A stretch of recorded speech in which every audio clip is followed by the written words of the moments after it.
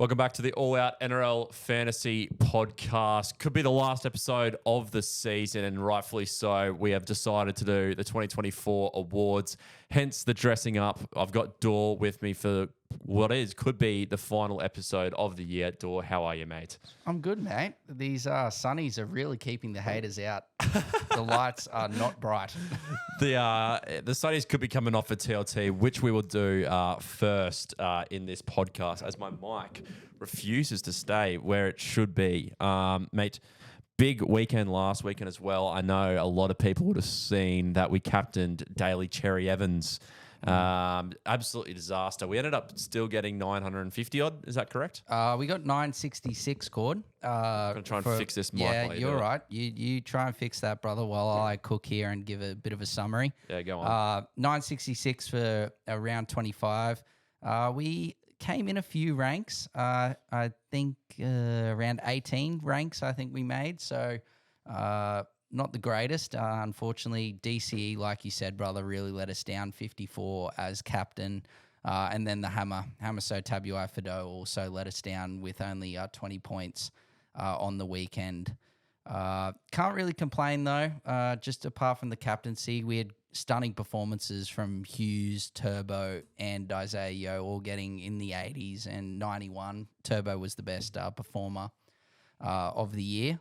Of the round, should I say. Yep. But look, we're moving in the right direction. But this week that we will touch on, there is a fair few people out, brother.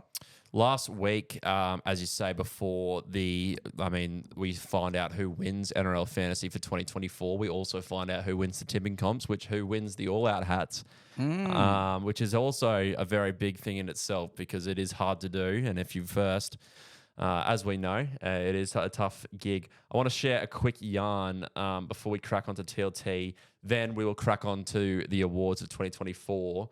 Oh, for sure, brother. Fire away. My cousin sent me this, and it is quite an impressive yarn. So if you're not an AFL fan, the AFL finished last weekend, so they're going into finals this weekend. Yep. And this is just a ridiculous... it's a story of luck, basically. Anyway... His mates entered a AFL tipping competition on the AFL website, the legit AFL website. Yep. And some of them follow the AFL, some of them obviously don't, but they all do it for a laugh, I guess. Yep. And a few weeks ago, they realised that their mate Connor was in the top 100 or so for tipping ranks. And in the last few weeks, they just watched him slowly get to the top and the top and the top. Turns out eventually he won AFL tipping. And if you follow the AFL, it's been quite a very dramatic year. I mean, upsets galore. Great. So sort of like the NRL at this back end, like they're probably a bit more though. So with the AFL, like so many positions available in that last round, last weekend up for grabs. So this guy, he ended up winning the 25K, which is the prize money after like the whole year, obviously. Yep. The most unreal part about this story is that the guy is the least sporty person in the world, apparently. Has never watched a game of AFL without them present, his mates present. Yeah. So he's guessed all his tips based on the teams that his mates like Sydney and Brisbane, and places that he's liked to visit, or just general vibe. Yeah. He often would tip the Western Bulldogs thinking that, my mates likes the Canterbury Bulldogs from the NRL team. Yeah, the NRL team. Mixing them up. Yeah. And the best part about this story is that he did all of his tips before March. Oh, my God. So he's gone through all 25 rounds of the AFL or whatever it is and done all of his tips before March, and he somehow walked away with top spot 25K and a box to the AFL Grand Final in Melbourne at the MCG. Good on him. How remarkable is that? That is a stunning story. It's absolutely remarkable. Yeah, to lock them in at the start of the year and then just not change them. That's just unbelievable. It's a great effort, which brings us back to the All Out League. Do we know who's winning the All Out League? Because we haven't had much of a look in recent times. I'll have to. I should have got that up. I sort of should have predicted that segue, brother. Yeah, that's the segue, because we're getting into the final round. Someone's going to be winning an all-out hat here. Yeah, so we need to know. I'm getting it up. Here we go. Well, we are 457th. So Nixon Comms is Nixon Comms. He is on 133 total tips at the moment. Okay, and then All Out League for the fantasy side of it as well. Fantasy side of things, no problems. I will get that up just now. Leagues, All Out. We are 195th. Obviously going a bit better in the fantasy side of things. We've got Warriors X3 is leading the All Out. Is there a name there? Have we got a name? Kusha, I think. Kusha? Sorry, the lights are very bright here. Kusha L, I think. Is, okay. Their overall rank of second. So they're second in the world. Oh, good on them. So yeah, 1,022 on the weekend, and they even captained DCE as well. We feel your pain. Yeah, that's a big pain. Maybe they could have been top spot if that wasn't for that DCE thing. So well, see, fantasy will obviously wrap up next week. Does NRL tipping officially finish next week, or does it run all the way to the grand final? No, I think it wraps up next week. Okay, so we'll have to congratulate the winner next week on probably our last pod. Mate, let's crack on Let's to get into TLT and preface this one for all the listeners. If you do have trades, we'll be doing buy, hold, sell as we go in TLT because there's a lot of people rested, and I'm sure we'll just be picking out names as we go for it's also, TLT. as you said, Cord, not many people have many trades left. And if you're in your final, well done. Like you've done well. If you're in your grand final this week and someone's being rested, and you're only playing like a head-to-head player, some players that have been rested this week, just whoever's the most expensive, trade them out and get in a gun to replace them. Yep. Let's crack on. It's the Cows versus who? The Storm. A depleted Storm. A very depleted Storm to start the round. Now, I don't want to go through. I don't want to go through all the ins and outs because I'll lose my breath, but I'll have a good try here. Hughes, Grant, Warbrick, Howarth, Meaney, Nelson, Asofa, Solomona, Josh King, Sean Bloor, Eli Katoa, Trent Liero, Kamakamitha are all out for the Storm. Fantasy implications is here. Harry Grant and Jerome Hughes, the two big ones. Yeah. As I said, they're probably going to play. Looks like with the Storm, everyone was saying that they were going to rest all their stars, but obviously Pappenhausen and Munster are still there. So not everyone has been rested, not all their stars. So I reckon those people that are out this week will play against the Broncos next week. I agree. And they're going to ruin the Broncos' chances. Yeah, so then Munster and Pappenhausen, I'd say, will miss next week. Yep. So that's what I reckon, Cord. I'd just be holding unless you're in your grand final and you need to sell one of them. Just on Jerome Hughes, I think with the Daily M, I think he's the favourite for the Daily M, so I reckon he'll definitely be playing next week, so you can hold on to him unless, like you said, you're a head-to-head player and it's your grand final this week. Cowboys, there's not real many fantasy implications for them. Nanai is back, I believe. Yeah, that's 100% correct, brother. From COVID? Not COVID. Head knock. Yeah, head knock. Yeah. And then they had the bye as well last week.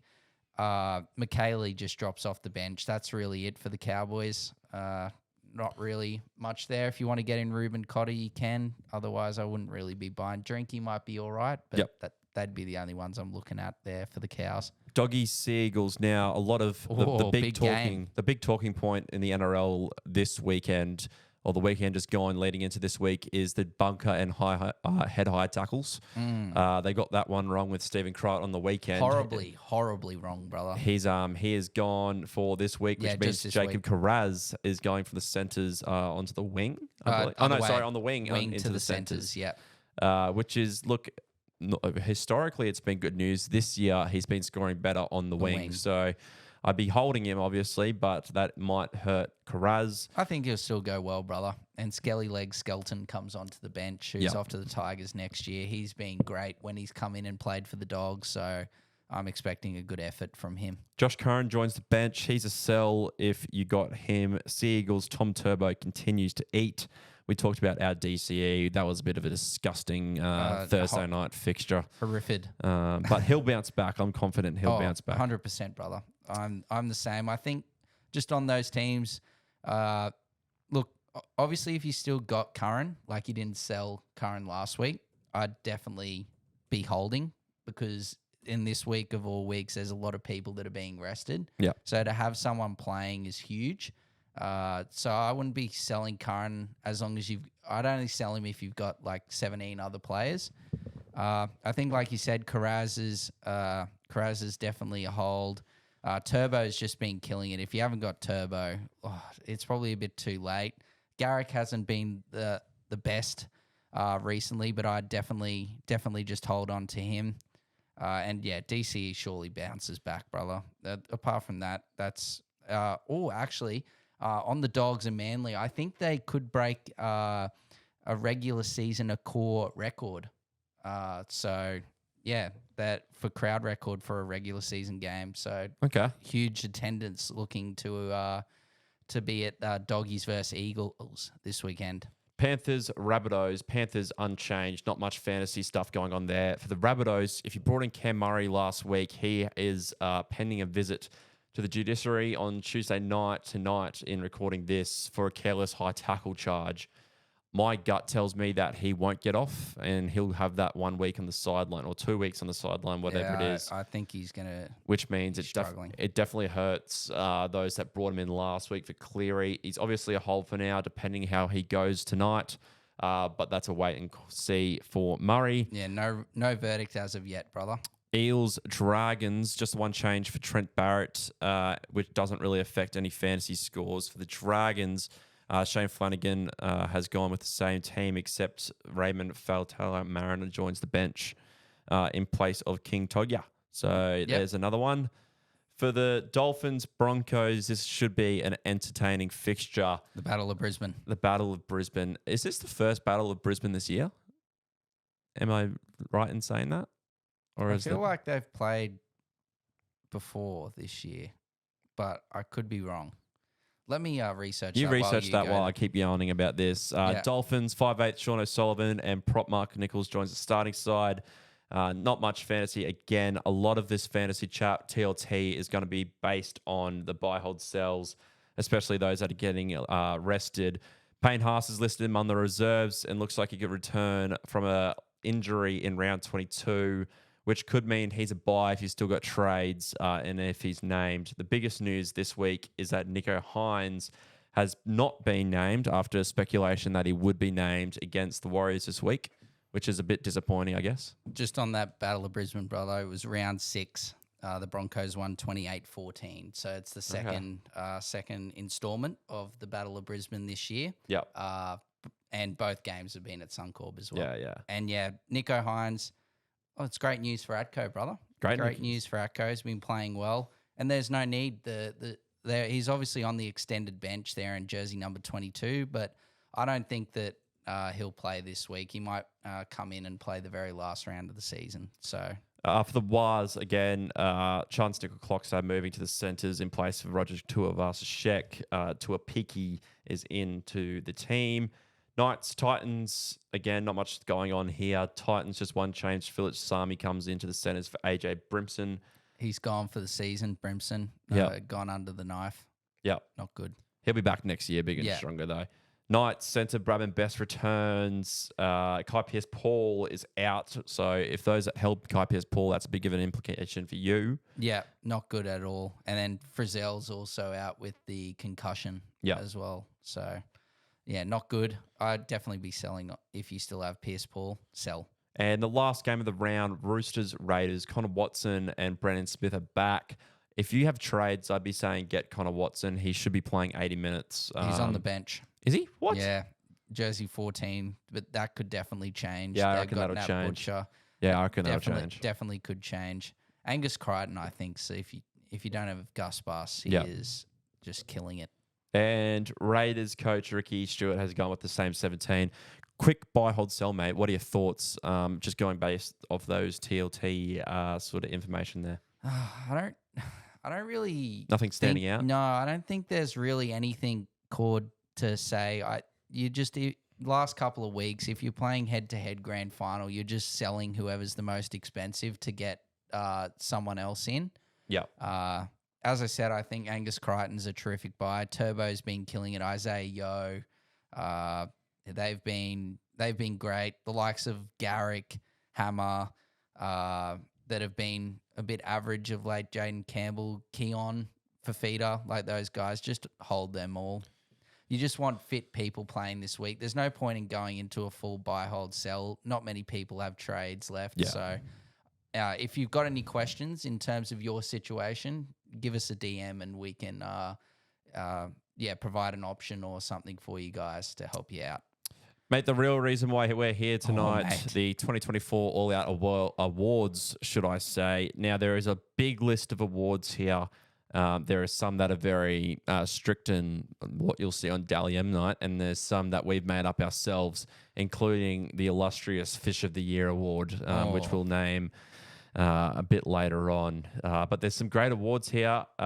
Let's start off with a few of the serious ones, I reckon. Do you want me to start with those? Yeah, start with the serious one because we'll filter them in as we go. Yeah, so let's start with the biggest one of them all. Let's start with the Daily M first. The Daily M or the Dally M? Yeah, Daily M, Daily M. However you want to pronounce it. We've got the candidates, I believe, Jerome Hughes, James Tedesco, Matt Burton, or Tommy Turbo. It's a good list. It's a good list. I think Jerome Hughes takes home the gong for the Daily M Player of the Year. I agree with you. I think the other guys have just been a little not inconsistent. I think Hughes has just been the one that's been consistently good all year. And the Stormer minor premiers as well. Yeah. I think you could put a case out there for Tedesco, especially with his sort of run that the Roosters gone on. Like they had the massive for and against difference. Like they've just piled on the points, which obviously helps for Dally M. Yeah, I just worry with the Roosters, a bit like what happens to the Storm. I feel like the Roosters, like Angus Crichton, I reckon might have taken a fair few votes away from Tedesco. Dom Young as well has had some really good games. So that's my concern. Not that, the Storm players haven't been taken away from Hughes. I just think over the whole year, I think he's definitely been the best player. Yep, I'm happy to go Hughes there. I'll go the next award. It is the biggest brain fart award of 2024. And the nominees are Billy Slater, We're Still Queenslanders press conference, the Taane Milne high shot on who I believe, was it Spencer Leniu? It could have been. Was it Spencer Leniu? It was a diabolical high shot. We'll have a video of it. And the last candidate or nominee is selling Terrell May before he went off and scored big score after big score. Biggest brain fart award, Dor. Who are you giving that one to? Oh, well, I kept Terrell May, so I'm giving it to Billy Slater. I'll also give it to Billy Slater. Congrats, Billy. That was the biggest wig, I reckon. I really didn't like it at all. Was it the biggest wig of Origin history? Like, that's where I'm at. Oh, it wasn't good. It wasn't good, and I'm a Queenslander as well. Like we're trying to change the team here, Billy, for a must-win game 3. We're still Queenslanders. We're still Queenslanders. All right, are we going one for one? Should I go? You go again. Okay, so a more serious one. Winner. Billy Slater. Congratulations, Billy. Congratulations, Billy. You won something this year. Yes, exactly, Cord. Coach of the Year.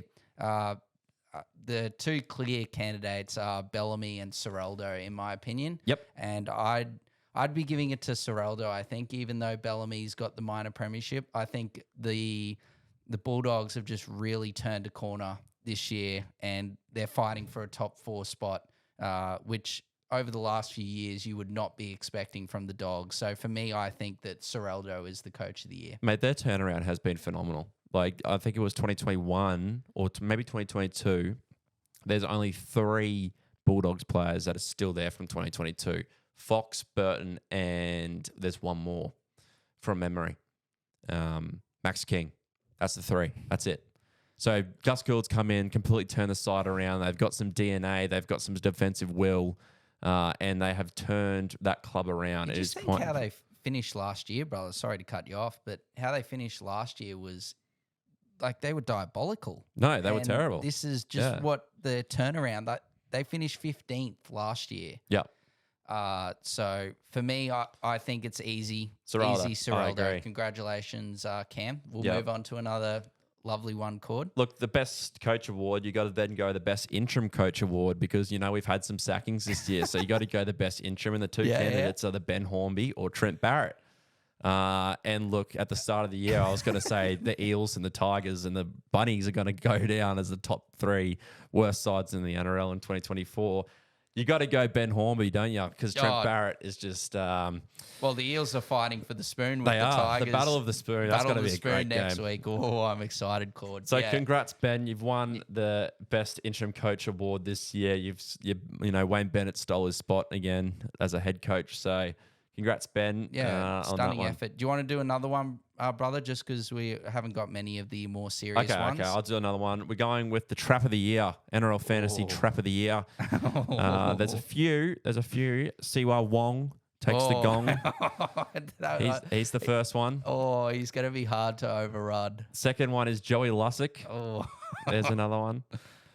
Joey Lussick, your thoughts on him, maybe? Because he came in, we had Brad Arthur promised us that he's going 80-minute hooker at the start of the year. He started with Lussick as well. Oh man, he was just I don't know. He was mid.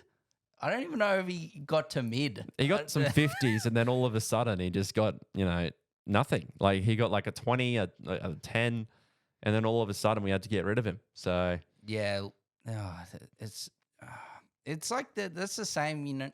Like a Trap of the Year. Like there's been some other players that have been pretty poor, but at some point in the season they were all right. Like Jack DeBellin's been pretty rubbish of late. Do you want me to finish my candidate list? Yeah, you fire away, brother. The second last candidate is Brendan Piakura. After a big trap start to the year, and he missed 3 weeks. Yeah. If we remember, he missed 3 weeks. He came back and he was still dog shit in fantasy. Still rubbish. And the last one was Kyle Flanagan. Kyle Flanagan at the start of the year, everyone had him in his team, and he probably got a 50, a 40, and then the rest was rubbish.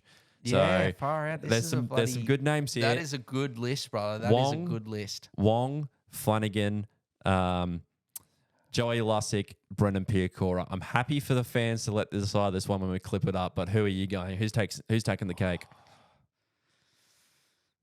I honestly, I reckon Piakura for me. Okay. Like he was in so many teams, more than Wong and Lussick, and he just, I hate to find out. I'm actually going to check now what his highest score is. He's averaging 30 points around, and he's playing 80 minutes every week. Like he said, he's only missed a few weeks. Yep. For me, everyone was on him. Everyone was really high hopes. From what I'm seeing, his highest score this year has been 49. Okay. For me, it's Piakura. Obviously, like you said, the fans have their own opinion, but for me, Piakura. I am going to agree with you in Piakura. I know you haven't got him at all. I'm gonna agree with you, and just leave it like that. Yep. You go next one. All right, brother. Oh, I've said brother again. So many brothers. That's all right. Rookie of the year. I hope the people are counting. Rookie of the year.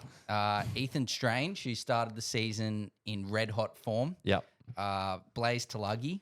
That's another good one. Has been really good. But for me, Cal Iro has been special. He came in just before Blaze, and I feel even though Strange started the season so hot, the last month and a bit, I think he's really fallen off. I think Iro has been a consistent performer for the Sharks the whole year. Yep. And look at his fantasy points as well. Not even just fantasy, he's been exceptional for us. We were obviously thinking, is he someone that you're going to have to get rid of at the end of the season? But we've held him the whole way through, and he has been stunning. So for me, Iro moved to Talakai out of the starting side to the bench. So for me, Iro is my rookie of the year. Yeah, well said. I think with this award sort of has to be prefaced as well because the NRL doesn't allow people that's got suspended to win the award. Yeah. So Galvin, Plath, also not available to win it. I would say Galvin would have won the award 100%. if he wasn't suspended, but I agree. Yeah. Iro has been that man and will probably take the gong whenever the Dally M's are.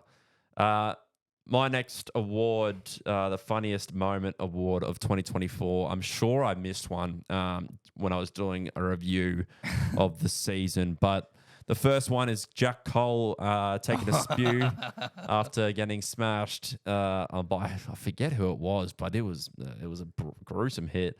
The second one, everyone thinking the Wars will make the 8. That's the funniest moment, number 2. Third moment, TPJ returning to the NRL after he said he wouldn't for... To us.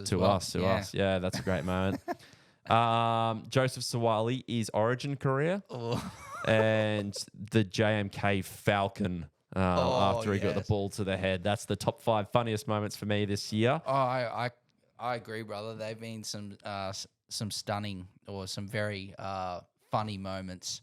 But if you want my opinion, for me, I think Jack Cole spewing. Yeah, it's a good one, isn't it? I feel bad for the poor bloke. He's been very good for the Panthers, but just for some reason, just out of nowhere, he was just absolutely spewing everywhere. I'm happy for him to take the gong. I mean, it's a tough crew to compete against. There's some good candidates there. Great candidates, brother. Yeah.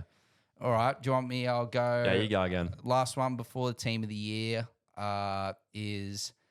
Oh, actually, it might be. No, it is not. Most improved. This one's a tough one, but I sort of narrowed it down to a couple of candidates. Jack Bostock.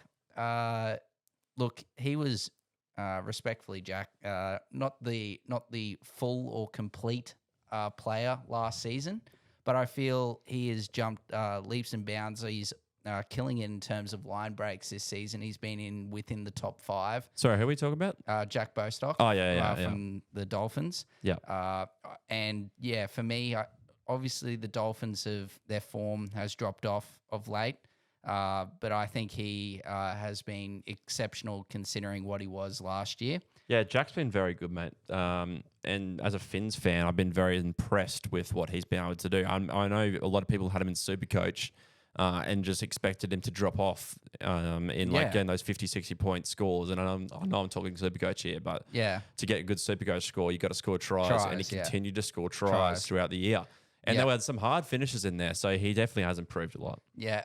Eli Katoa, he's been exceptional again. I feel like this one's a bit rough because he was good as well last year. Yeah. But for me, the one that takes the gong, I think, is Zach Lomax. If you think how he was performing last season and then how he is just like, it speaks for itself, Cord. He's played Origin for the first time. He wasn't happy. Like he signed with Parramatta, but Flano moved him out to the wing. And I know that he's not the biggest fan of playing on the wing, but his football has just been stunning. He's a threat in the air, and he was one of New South Wales' best players, and even just like the whole of Origin, he was one of the better players there. Yeah. So for me, that's who I think takes the gong for most improved. No, I agree. He's been very good. You probably finish off unless if you want. Yeah, I got 2 more of the funny ones. Before we go into the fish of the year, leave that one for last. A bit of time for reflection. I think. Yeah, agreed, brother. I think this is a good time to say goodbye to a few people and things for the 2024 season. We say goodbye to SJ. The Wires faithful are very disappointed that SJ's retiring, but we say goodbye to SJ and thank him for his efforts over his career. Hopefully the Wars put in a real good performance this weekend for him in his last NRL game. We say goodbye to Brad Arthur and Jason Demetrio this year. Yes. Those coaching tenures ended and we say goodbye to them. Brad Arthur might come back with the Perth team. But they're gone for now, so we do say goodbye. We also say goodbye to the Broncos premiership window. That's ended this year, so we pay our respects to all Broncos fans and hope that they can come back in maybe about 10 years' time with a fresh bunch of kids, maybe, Dor. Oh, look, our hope isn't all gone, but it's very slim that we make it. So, Fish of the year. It's been a hotly contested run this year, and if you followed the podcast all year, you would know that there's been 3 candidates for the Fish of the year: Jack Wyden, Jamin Salmon, and AJ Brimson. Lots of people had Jamin Salmon to start the year, and he was a core of the fantasy teams this for most of the season. I mean, there was points where we had to get him traded. He then didn't get traded because there was an injury. Remember then he we got traded 50. him and he scored like a double Yeah, and then we scored like traded 70 him. points. So I think he's up there for Fish of the Year. The person that is competing highly with him, I'm happy to look past AJ Brimson. He hasn't been at his best this year. But Jackie Wyden, he's turned it around in the back half of the season. He started slowly. He's also that dual position player in the centres. He got a lot of 50s in the halves when he started playing halves. He's been really good. Jamin Salmon, Jack Wyden. Who are we going? That's my two. As our followers would say, brother, Cole's Tasmanian salmon. Jamin Salmon for me. He has been We're going for the exceptional. Coles variety, Alec. Yeah, we're we're going with with the Coles Not variety. the whiting. Not the whiting. not the whiting, but like you said, Cord, he has been special the last few weeks. Yeah. No, I Probably agree. last month. I'm happy to go Jamin Salmon for Fish of the Year. I agree. He was a man that fixed all problems in some fantasy teams this year. So, Jamin, I don't think you're going to win the Fish of the Year next year, but to you, congratulations. Congratulations. Yeah, it's one of our It's a great followers' effort. favourites, Yeah. the Fish of the Week. It's a great effort. So, yeah, congratulations, Jamin. All right, Cord, I think to finish this podcast off, we'll go through who I have as my team of the year. I'll give a couple of suggestions because I think there's a little bit between a couple of candidates, but we'll go. So I've got Tedesco at fullback. I think that's straightforward. Kiraz and Lomax as the wingers. Stephen Crichton as one centre, and then either Ramian or Herbie. Who would you lean towards, brother, as the other centre? I think Ramian's been good, but Herbie Farmworth's been better. Yeah. Look, Even with that time missed. Yeah, I haven't got the stats up, but I just think They've Herbie both edges been him. really good, but in terms of if you want to go recency bias, I think Herbie's definitely the one you lean towards. The halves pick themselves, brother.